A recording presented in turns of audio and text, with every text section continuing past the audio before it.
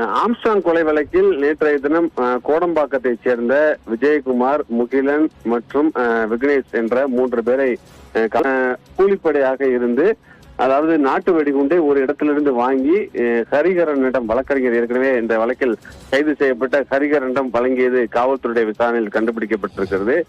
குறிப்பாக இந்த 3வருக்கும் சம்போ செந்தில் மூலமாக இந்த கூலிப்படைக்கு பணம் வழங்கியதும், இந்த பணத்தை பெற்றுக்கொண்டு இவர்கள் இந்த கொலைக்காக நாட்டு வெடிகுண்டை ஒரு இடத்திலிருந்து வாங்கி ஹரிகரனிடம் அந்த டெலிவரி செய்வதற்கான உதவியை செய்திருக்கிறார்கள். 3 பேரையும் காவல்துறை கைது செய்திருக்கிறார்கள். இதில் பெரிய அளவிலான, அதாவது சம்போ செந்தில் மூலம், அவருடைய கூட்டாளிகள் மூலம் பண பரிவர்த்தனை நடந்திருப்பதும் காவல்துறை விசாரணையில் கண்டுபிடிக்கப்பட்டிருக்கிறது. பண பரிவர்த்தனை, இந்த நாட்டு வெடிகுண்டு தொடர்பாக மேலும் சிலரை காவல்துறை தேடி வருவதாகவும் தகவல் வெளியாகிறது. இவர்கள், அதாவது இன்னும் சிலர், சம்போ செந்திலோடு நெருக்கமாக இருக்கக்கூடிய இன்னும் சிலர் இந்த பண பரிவர்த்தனை, நாட்டு வெடிகுண்டு உள்ளிட்டவர்களுக்கெல்லாம் உதவி